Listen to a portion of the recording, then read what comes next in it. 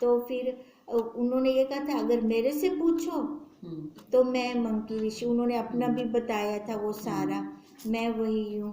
अब ये दोनों का समारोह था, वशिष्ठ जी का और मंकी ऋषि का।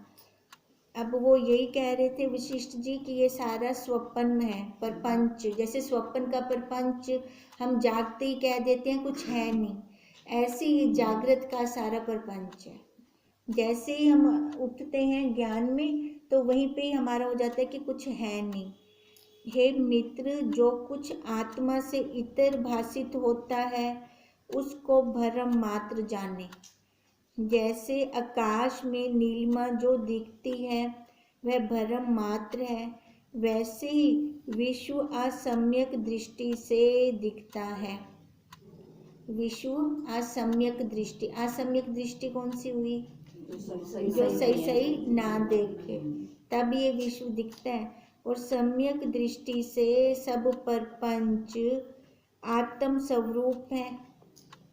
और वैसे देखते हैं तो क्या लगता है सारा अपना ही रूप है। जब अपनी पे दृढ़ता होती है ना, मैं साक्षी हूँ, मैं ब्रह्म हूँ, है ना, फिर ये सारा अपना ही दिखता है, फिर दूसरा कुछ है ही नहीं। दृष्टा दर्शन दृश्य की त्रिपुटी भी बोध स्वरूप है, बोध ही त्रिपुटी रूप होकर स्थित हुआ है। देखो जब सम्यक दृष्टि होगी तब ये त्रिपुटी भी वही दिखाई देगी। त्रिपुटी नहीं तो है कहाँ? जड़ में, शरीर में है ना ये त्रिपुटी। कहते हैं वैसे तो है ये शरीर की झूठ है, पर झूठ भी तो उसकी सत्ता से है, सच में भी वही है, झूठ में भी वही है। जैसे स्वप्न में एक ही अनुभव त्रिपुटी रूप हो भासित होता है, वैसे ही यह जागृत की त्रिपुटी भी आत्म स्वरूप है। जो जागृत में देख रहे हैं हम, दृष्टा दृश्य और दर्शन, जो ये त्रिपुटी है। कहते हैं जैसे स्वप्न की त्रिपुटी है ना, स्वप्न में भी तीन हो गए, एक जिसको स्वप्न आ रहा है, एक स्वप्न नर हो गया, एक स्वप्न दृष्टा हो गया जो देख रहा है ये सारा। कहते हैं जब जागृत अवस्था में आते हैं त्रिपुटी कहाँ जाती है? एक में लय हो जाती है, एक से ही निकली थी। अब कहते हैं ऐसे ये विश्व जितना भी है वो सारा एक में ही लय होगा। ऊपर कब होगा? स्वप्न कब लय होता है? जब जागृत अवस्था में आते हैं ना, ऐसे जब जागृत अवस्था में आएंगे तब ये सारा लय हो जाएगा। वैसे ही ये जागृत की त्रिपुटी भी आत्म स्वरूप है। हे अंग, जितने स्थावर जंगम पदार्थ हैं सब आत्म स्वरूप हैं। जो परमात्म स्वरूप न होवे तो भासित न हो। जितने भी स्थावर जंगम पदार्थ हैं, जड़ चेतन है, कहते हैं ये सारे आत्म स्वरूप हैं। आत्म स्वरूप अब कैसे? कहते हैं अगर ये परमात्म स्वरूप ना हो तो दिखे ना। अब ये सारा कुछ जो हम देख रहे हैं, आंख देख रही है, कौन देख रहा है? साक्षी। साक्षी की सत्ता से इन नेत्रों के द्वारा, ये उपकरण है देखने के। जैसे दूरबीन हम लगाते हैं ना, दूरबीन से हम बाहर दूर दूर वाली वस्तुएं देख लेते हैं, वो उपकरण है दूरबीन, तभी देख सकते हैं। ऐसे ये वाला उपकरण है, नेत्र रूपी उपकरण है। अच्छा, खाली दूरबीन हो वो हमें कुछ बताएगी? नहीं बताएगी ना, उसके लिए पीछे चाहिए ना। अब ऐसे ही उसके पीछे जैसे चेतन चाहिए, ऐसे इस नेत्र के पीछे वो चेतन चाहिए। आंख होती है पर मन की आंख से वो कैसे बताते हैं? मन की आंख से बताते हैं ना, तो कौन बताता है? वो साक्षी बताता है। अब ऐसे ही ये कह रहे हैं ये जितना भी स्थावर जंगम पदार्थ है सब आत्म स्वरूप हैं। जो परमात्म स्वरूप न होवे तो भासित न हो, फिर देखेगा कौन? पीछे बैठा हुआ है, तभी तो ये सारा कुछ दिखा रहा है हमें। दृष्टा रूप से जो अनुभव करता है वह एक अद्वैत रूप है। उसी स्वरूप के परमाद से भिन्न भिन्न त्रिपुटी भासित होती है, तो भी कुछ उससे भिन्न नहीं। कहते हैं हम झूठ भी देख रहे हैं ना, ये झूठ भी हम किसकी सत्ता से देख रहे हैं? साक्षी की। तो इसका मतलब झूठ उससे भिन्न नहीं है। हर जगह तो वो है। बताओ झूठ भी कहाँ बैठेगा? कोई अलग स्थान लेके बैठेगा? नहीं, उससे बच नहीं सकता झूठ, हर पास से वही है। अब इसलिए कहते हैं तो भी उससे भिन्न कुछ नहीं है। जैसे स्वप्न में त्रिपुटी अपने अनुभव से भासित होती है।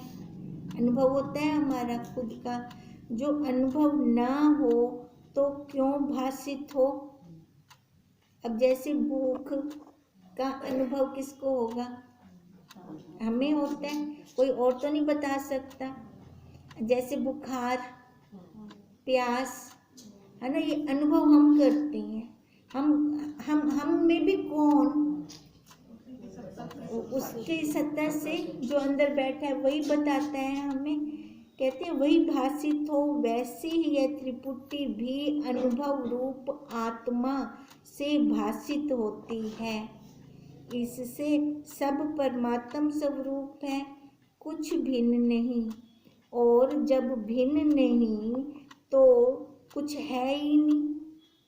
जब कुछ भिन्न दूसरा ही नहीं है तो सारा वही है, वही अद्वैत हो गया। क्योंकि सबकी एकता परमात्म स्वरूप में होती है। वहीं से निकले हैं सारे। लय कहाँ होंगे? उसी में लय होंगे। हे ऋषिवर, सजातीय वस्तु मिल जाती है। क्या कहते हैं? सजातीय वस्तु मिल जाती है। जैसे पानी के अंदर बूंद मिल गई, अलग नहीं है ना। कहते हैं सजातीय वस्तु मिल जाती है। जैसे जल में जल की बूंद डालिए तो मिल जाती है, क्योंकि एक रूप ही है। वैसे ही बोध से सब पदार्थों की एकता भासित होती है। अब बोध किसकी सत्ता से होगा? साक्षी। अब कहते हैं जैसे सागर के अंदर बूंद डाले, तरंग हो, उसी के अंदर उसी से निकली उसी में मिल गई, एक में खो गई। हम फिर कह नहीं सकते ये बूंद है कि ये तरंग है, कह सकते हैं? नहीं। अब कहते हैं ऐसी उसी से जितना निकला है ये सारा ही, चाहे वो जड़ है चाहे चेतन है, जो कुछ मर्जी है, ये सारी ब्रह्म ही ब्रह्म है। अब उसी में लय हो जाता है तो वो सारा एक, उन पदार्थों की फिर एकता भासित होती है, क्योंकि द्वैत सत्ता तो कोई है ही नहीं। जैसे स्पंदन और निस्पंदन दोनों पवन ही हैं, जल और तरंग एक रूप ही है, वैसे ही विश्व परमार्थ स्वरूप है, अलग कुछ नहीं है। जितना विश्व है ये वही रूप है।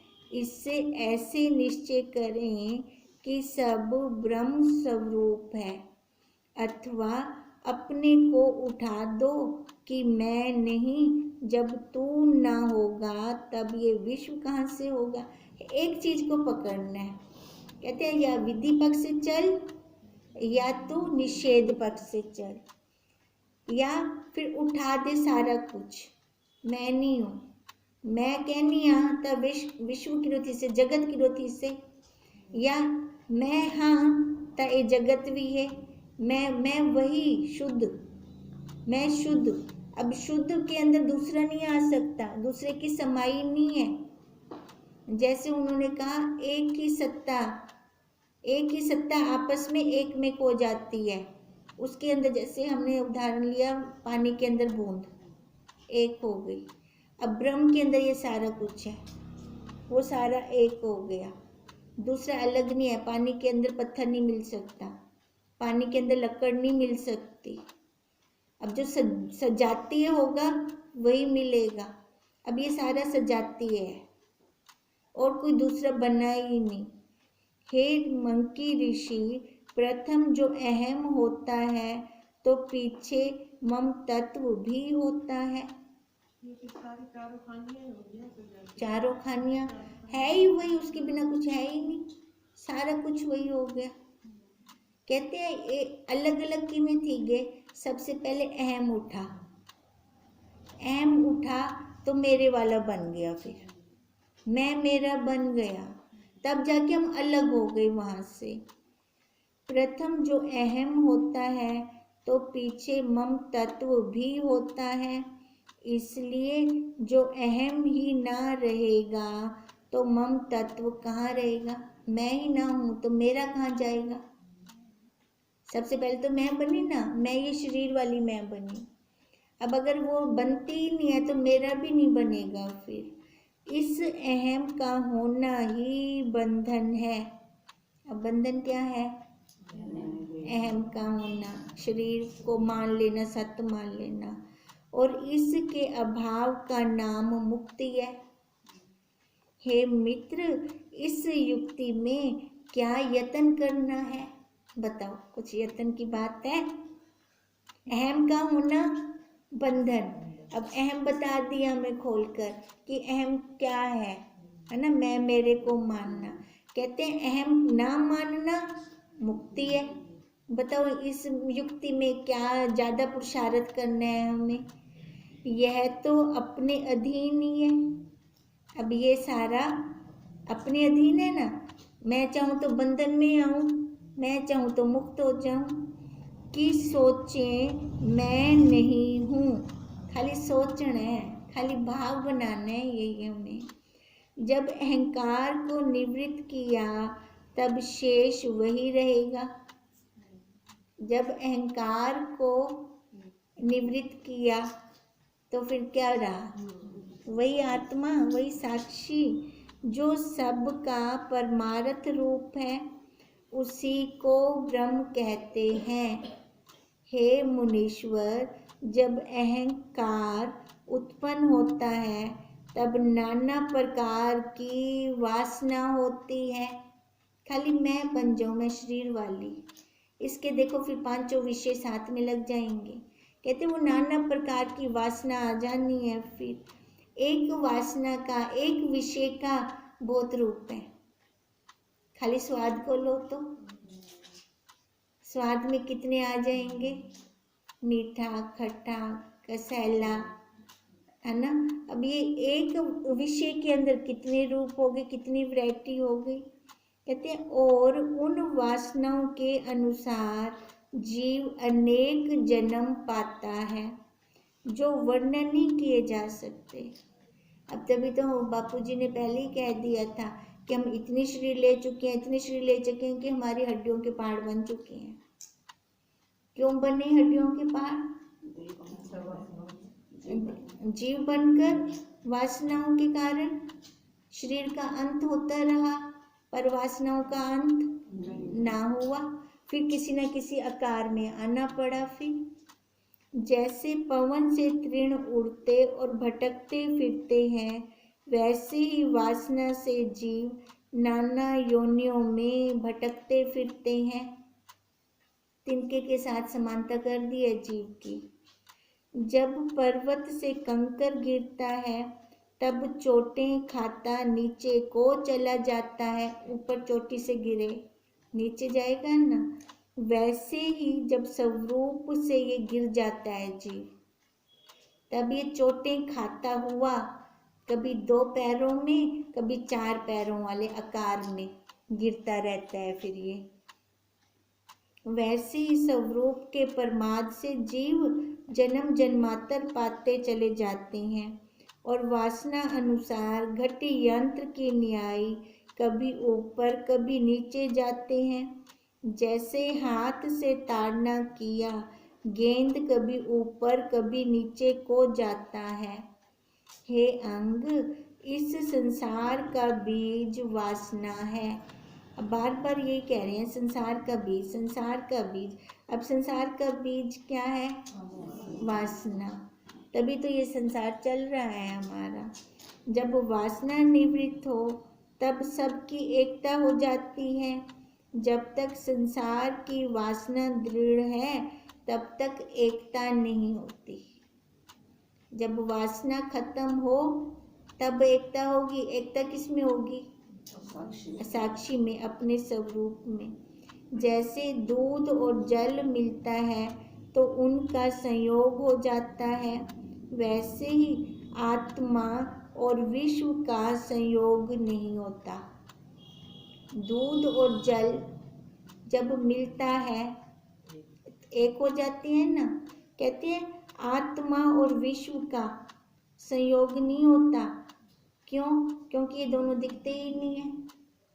वो तो दिखने वाला पदार्थ हो गया ना। आत्मा केवल अद्वैत है, एक है। हम कैसे बोले दूध इसका आत्मा और विश्व का संयोग हो? कैसे हम कहें? आत्मा किसने देखा? हाँ, निराकार है ना, आकार नहीं है। हाँ, वो हो ही नहीं सके। कैसे हम कहें कि हो गया इनका? वो तो हो गया ना, ये तो संसार तो भिन्न भिन्न हो गया, अलग अलग चीजों में, हर चीज में। और आत्मा एक है। आत्मा एक है, अद्वैत रूप है। वो विश्व से अलग हो तभी बोले। वो जल और दूध दो अलग अलग है ना। यहाँ पे तो अलग अलग है ही नहीं। हम क्या कहें? जगत अलग है तो आत्मा अलग है। जगत भी है ही एक। अलग दो अलग वस्तुएं हो तो हम बोलें। अब इसलिए कहते हैं वैसे ही आत्मा और विश्व का संयोग नहीं। आत्मा केवल अद्वैत्व और सबका अपना रूप है।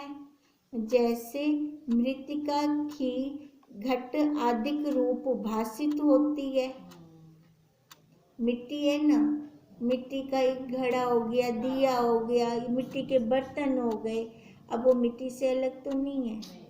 अब ऐसे ही आत्मा से ये चारों खानियां हो गई, उससे अलग नहीं है ये। वैसे ही आत्म सत्ता ही जगत रूप होकर भासित होती है। इससे आत्मा से भिन्न कुछ वस्तु ही नहीं है। क्या कहें? ये विश्व आत्मा से अलग है ही हो, कह नहीं सकते ना, क्योंकि वो तो सर्व जगह पे है, सर्व व्यापक है, कण कण में है। तो जगत अलग है क्या? हो तो वही है। संयोग तो तब होगा ना जब दो अलग अलग वस्तुएं हों, अलग तो कुछ है ही नहीं। हे साधु, आत्मा और दृश्य का, काष्ठ और लाख का जैसे घट और आकाश का जैसा संयोग नहीं है। आत्मा और दृश्य एक ही है, अलग अलग नहीं है। काष्ठ और लाख नहीं है ना, एक है ना। लाख वो जो उस लकड़ में से निकलती है, लकड़ी, और वो उसके लाख जो हो गई, ठीक है। और घट और आकाश एक ही है ना, घटाकाश और आकाश एक ही है ना, अथवा इनका संयोग नहीं है। संयोग दो वस्तुओं दथी से ना, ये तो एक ही है ना। एक का संयोग कैसे होगा? ये है तो वही चीज। कहते हैं संयोग नहीं है क्योंकि आत्मा अद्वैत है और सब दृश्य बोध मात्र है। भी उससे अलग कुछ हो फिर तो हम कहें ना इन दोनों का संयोग हुआ। जब ये सारा ही वही है, कहते हैं सब दृश्य बोध मात्र है। हे साधो, जो जड़ है वह चैतन्य नहीं होता और चैतन्य जड़ नहीं होता। इससे ना कोई जड़ है ना चैतन्य। उस आत्मा के अंदर हम किसको जड़ और चेतन कहें? सब उसी से है। उसके लिए तो सारा एक है। ये तो जीव बन के हम कहते हैं ये जड़ है ये चेतन है। उसके अंदर वो क्या कहें किस क्या जड़ है और क्या चेतन है? सारा उससे उत्पन्न हुआ। एक की माँ दे, एक बच्चा काला एक बच्चा गोरा। माँ क्या आँख से काला बच्चा मेरा कहनी हुंदा ही है, काला भी हुंदा गोरा भी हुंदा। अब ऐसी वो सत्ता से ये जड़ भी और चेतन भी उसी के ही हैं दोनों। ये कोई और आएगा वो कह सकता है। हम जीव बनकर अलग अलग बात कर जाते हैं पर वहाँ पे नहीं है ये सारा कुछ। इससे ना कोई उसी का बोध करवा रहा है, आत्मा का बोध जब हम जानने लगे तब करवा रहा है। हाँ, नहीं तो हम जीव बनकर मेरा तेरा करते थे, हम द्वैत में आ जाते थे ना। तो देखो जीव आता है द्वैत में, जबकि जीव भी उसी के अंदर है, उसी का ही है। अभी लाइन ये पढ़ी है ना आपने, हाँ, जीव वो उसी का बोध करा रहा है। सब दृश्य बोध मात्र है। हे साधु, जो जड़ है वह चैतन्य नहीं, और जो चेतन है वो जड़ नहीं होता। इससे ना कोई जड़ है ना चैतन्य है। उसके लिए तो दो नहीं है ना, उसके लिए तो एक ही है ना। चैतन्य आत्मा ही भावना से जड़ दृश्य होकर भासित होता है। ये हमने भावना बनाई है, जीव बन बैठे तब तब हमने ये भावना बना ली, और उसके बोध से एक अद्वैत रूप हो जाता है। जब उसका ज्ञान हो जाता है, उसमें दृढ़ता हो जाती है, फिर दूसरा है ही नहीं। जड़ भी वो, चेतन भी वो, तो जानता है कि सब वही है, भिन्न कुछ भी नहीं। हे मित्र, अज्ञान से नाना प्रकार का विश्व भासित होता है। जीव होते हैं ना, फिर बहुत है हमारे आगे। जैसे मेघ की वर्षा से नाना प्रकार के बीज उग आते हैं, वैसे ही अहम रूपी बीज से संसार रूपी वृक्ष वासना द्वारा उगता है। अब क्या कहते हैं, जैसे वर्षा होती है, वर्षा से नाना प्रकार के बीज, जो पृथ्वी में बीज डले पड़े हैं, वैरायटी अलग अलग बीजों की, कहते हैं पानी मिल गया उनको, पानी मिल गया तो वो उग गए। अब ऐसे ही ये अहम रूपी बीज अंदर पड़े हुए हैं, और संसार रूपी वृक्ष फिर उगाता है। अहम रूपी बीज तो है पड़ा, अब इसको इच्छाओं का, वासनाओं का जल मिल गया, तो उससे क्या हो गया, ये संसार आ गया, संसार रूपी वृक्ष उगाया। जब अहंकार रूपी बीज ही नष्ट हो, तब जितनी मर्जी वर्षा थी वे लको जुग से नहीं ना, फिर तो नहीं उगेगा। अब कहते हैं जब अहंकार रूपी बीज नष्ट हो, तब संसार रूपी वृक्ष भी नष्ट हो जाए, क्योंकि इच्छाएं वासनाओं वाला जल तो मिला नहीं ना, तो वृक्ष कैसे खड़ा होगा फिर। हे अंग, जैसे वानर चपलता करता है, वैसे ही आत्म तत्व से विमुख अहंकार रूपी वानर वासना से चपलता करता है। वासना से भटक रहे हैं, वासना के द्वारा ही हम बैठ नहीं सकते कहीं पर। जैसे गेंद हाथ के प्रहार से नीचे और ऊपर उछलता है, ऐसे ऐसे मारते हैं, तो वैसे ही जीव वासना से जन्मता और मरता है, और फिर भटकता फिरता है, कभी स्वर्ग कभी पाताल तो कभी भूलोक में आता है, स्थिर कभी भी नहीं होता। इससे वासना को त्याग कर आत्म पद में स्थित हो रहे। वासना से वैरायटी है, अपने स्वरूप के अंदर वैरायटी नहीं है, वो एक का एक है, अद्वैत व एक भी नहीं कह सकते, अद्वैत भी नहीं आख सकते। अद्वैत कहेंगे तो द्वैत खड़ा है, उसके लिए कोई शब्द ही नहीं कह सकते। बस हम आपस में समझने के लिए घोबी मारते हैं आपस में। हे तात, यह संसार रात्रि की मंजिल है, देखते देखते नष्ट हो जाती है। ये संसार रात्रि की मंजिल है, रात कभी टिकती है, रात के बाद फिर नया सवेरा। कहते हैं जैसे ज्ञान हो जाता है ना, ये रात्रि रूपी अज्ञान खत्म हो जाता है, फिर वो दिन रूपी सवेरा, वो ज्ञान रूपी सवेरा निकल आता है। इसको देखकर इसमें प्रीति करें। अंधकार के को चंगा लगता है, सारे प्रकाश को ही अच्छा मानते हैं ना, और इसे सत्य जानना ही अनर्थ। इसको देखकर इसमें प्रीति करना और इसे सत्य जानना ही अनर्थ है। किसको? संसार को। संसार को देखकर उसमें प्रीति करना और उसको सत्य जानना सबसे बड़ा अनर्थ है ये। इससे संसार को त्याग कर आत्म पद में